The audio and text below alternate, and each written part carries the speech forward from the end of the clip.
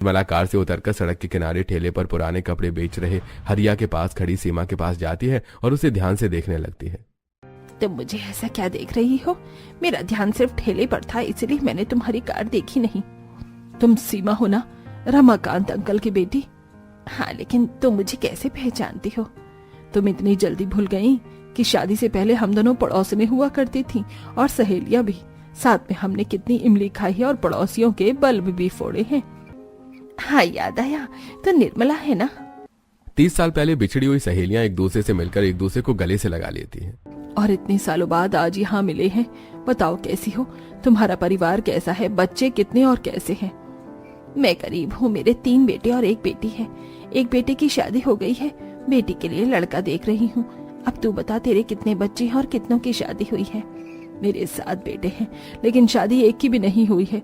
बड़े बेटे के लिए लड़की देख रही हूँ। अपनी तरह अमीर लड़की ही ढूंढ रही होगी। अमीर तो नहीं तो फिर?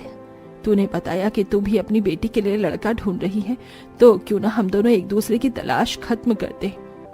तू कहना क्या चाहती है कि मैं गरीब अपनी बेटी की शादी तुझ अमीर के बेटे से करवा दूं? हाँ, मैं कल ही अपने पूरे परिवार के साथ तेरे घर पहुंचती हूँ। तू बस अपना एड्रेस मुझे दे दे। सीमा से उसके घर का एड्रेस लेकर निर्मला कार में बैठकर अपने घर चली जाती है और अगले दिन सूट बूट में अपने पूरे परिवार के साथ सीमा के घर पहुंच जाती है।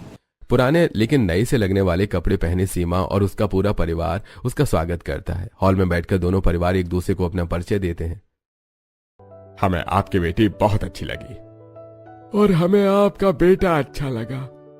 सबका ध्यान रिश्ता पक्का करने पर था, लेकिन रवि, अतुल, रंजीत और शक्ति का ध्यान साड़ी पहने सबको चाय दे रही पूनम की कमर, गले और होठों पर था। मेरी होने वाले देवर कितने बेशर्म है, मेरी भाभी को कितनी गंदी नजर से देख रहे हैं। सीमा, तू बारात के स्वागत की तैयारियां कर, मैं जल्द ही अपने बेटे की बारात लेकर तेरे घर आने वाली हूँ। और खर्चे की चिंता मत करना, वो मैं देख लूंगा। रिश्ता पक्का करके निर्मला का पूरा परिवार अपने घर चला जाता है। उनके जाने के बाद, ननन जी, आपके होने वाले देवर कितने बेशर्म थे, मुझे कितनी गंदी नजर से घूर रहे थे। तुम भी ना क्या क्या सोच लेती हो। वो तुम्हें घूर नहीं रहे थे, बल्कि अपने होने वाले साले की सुंदर पत्नी को निहार रहे थे। अच्छा, तो ये बात थी और मैं कुछ और ही समझ रही थी। कुछ दिनों बाद निर्मला ढोल बाजे के साथ अपने बेटे की बारात सीमा के घर लाती है और भारती को ब्याह करके अपने घर ले जाती है। दुल्हन का जोड़ा पहने भारती अमीर ससुराल के बंगले की दहलीज पर रखा चावल का कलश गिराकर मनोज के साथ गृह प्रवेश करती है। हॉल में अपने सभी बेटों और पति के साथ खड़ी निर्मला। बहुत सब कुछ इतनी जल्दबाजी में हुआ है कि मैं तुम्हें तुम्हारे देवरों से मिलवा ही नहीं पाई। तो अब मिलवा दो मम्मी। विवेक, रवि, अतुल, रंजीत, शक्ति, हेमंत की